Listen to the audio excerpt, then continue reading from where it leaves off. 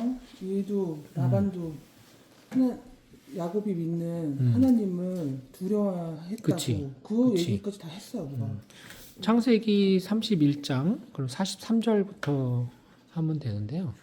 42절부터 제가 먼저 읽고 그다음에 40 쭉 연결이 사건이 연결이 되는 거니까 43절부터 그럼 하는 걸로 하죠. 42절 창세기 31장 42절부터는 제가 읽을게요. 왜냐하면 여기 그러니까 야곱이 계속 머릿속에 항상 늘 갖고 있는 것이 바로 이 내용이기 때문에 42절에 보면 만일 내 할아버지 아브라함의 하나님 곧 내 아버지 이삭이 두려워하시는 하나님이 나와 함께 계시지 않았더라면 분명히 외삼촌께서 나를 빈손으로 돌려보낼 것입니다. 그러나 하나님께서는 내가 시련을 당하며 수고하는 것을 보시고 어젯밤에 외삼촌을 책망하셨습니다.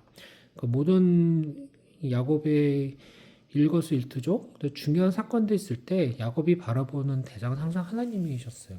하나님이었어요. 그렇게 해석을 하고 그렇게 이해를 하고 그게 맞는 거였고 그래서 하나님께서 나를 보호하셨고 하나님께서 나를 라반을 통해서 하나님이 역사하셨고 이 상황에 대해서 그러니까 감사하다는 마음이 안 생길 수가 없는 거죠.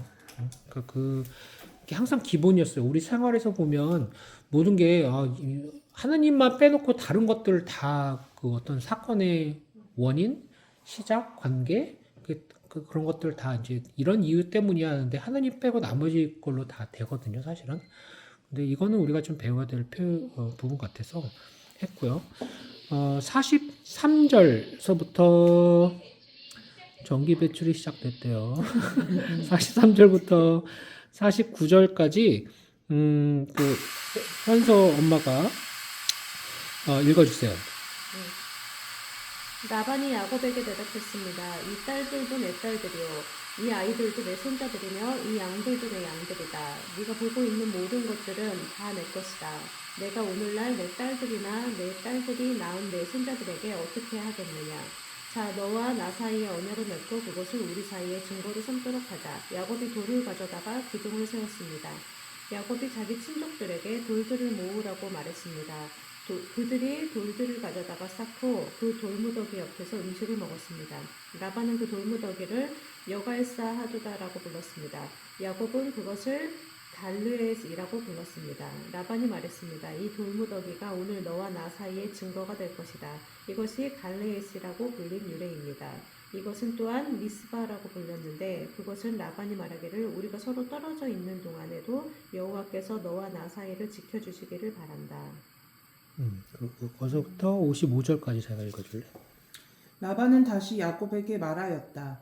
내가 내 딸들을 학대하거나 내 딸들 외에 다른 여자들을 아내로 맞아들이면 나는 몰라도 하나님은 너와 나 사이를 지켜보고 계신다는 사실을 기억하여라. 내가 너와 나 사이에 쌓은 이 돌무더기와 기둥을 보라. 이 돌무더기와 기둥은 내가 이것을 넘어가 너를 해치지 않을 것이며 너도 이것을 넘어와 나를 해치지 않겠다는 우리 계약에 대한 증거물이다. 아브라함의 하나님, 나홀의 하나님, 그들 조상의 하나님이 우리 사이를 판단하실 것이다.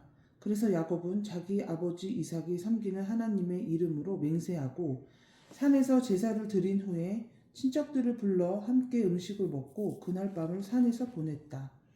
그리고 라반은 다음날 아침 일찍 일어나 손자, 손녀들과 딸들에게 입을 맞추며 그들을 축복하고 집으로 돌아갔다.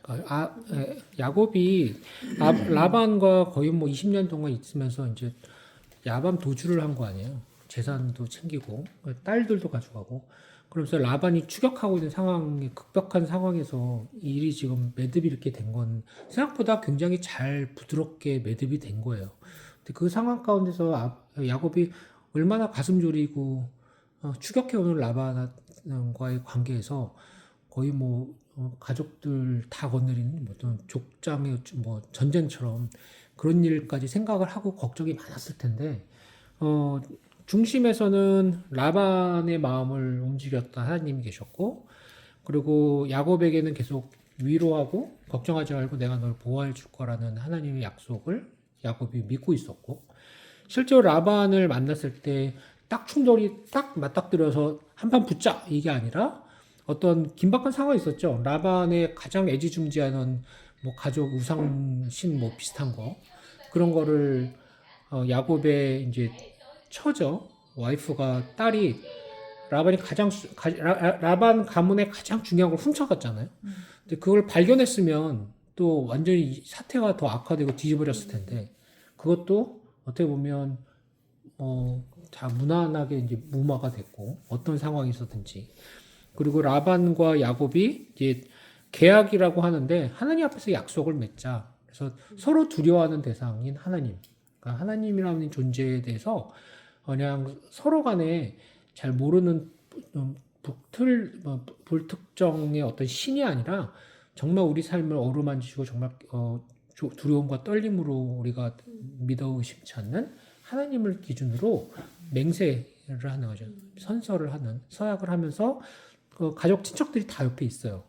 그러니까 뭐 돌을 쌓고 이런 것들은 그 당시에 이제 의식이었고 그 과정 중 의식이라는 과정 중에 가장 중요한 거는 그 의식을 표현하는 그 표현 자체보다도 왜 그거를 하는지에 대해 서로 그 의미를 아는 거였어요. 그죠? 그 의미를 갖고 돌을 쌓으면서 하나님이 정말 보고 계시고 거기 안에서 우리는 약속을 하자.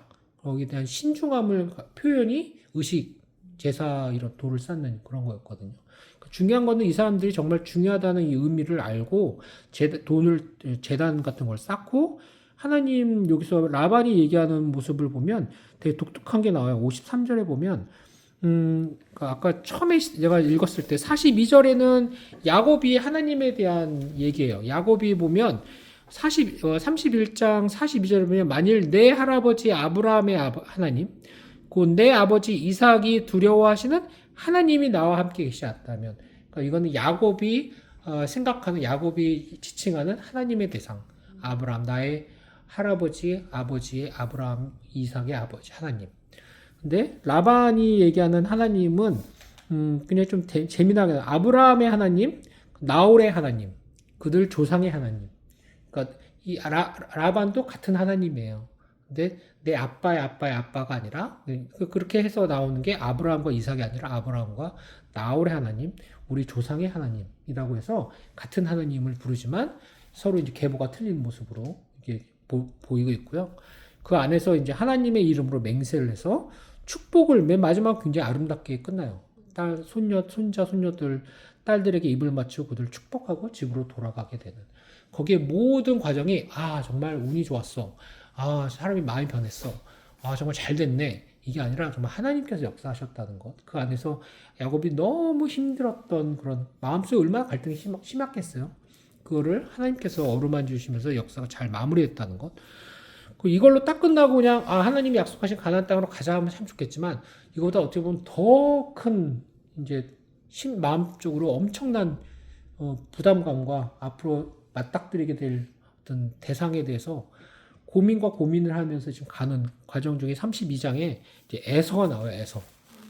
에서를 만나는 과정. 에서와 어떻게 헤어졌는지 아니까 야곱이 자기가 뭘 잘못했는지도 알고 그리고 만나게 되면 20년이지만 만나게 되면 이건 크게 사단이 나지 않을까 전쟁 같은 이런 부닥트리지 않을까 이런 거에 대한 두려움을 갖고 이제 32절에 이제 출발이 돼요.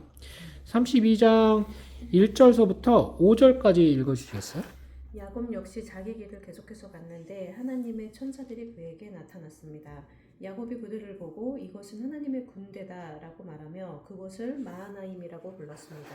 야곱이 에돔 지방 세일 땅에 있는 형 에서에게 자기 앞서 심부름꾼들을 보내면서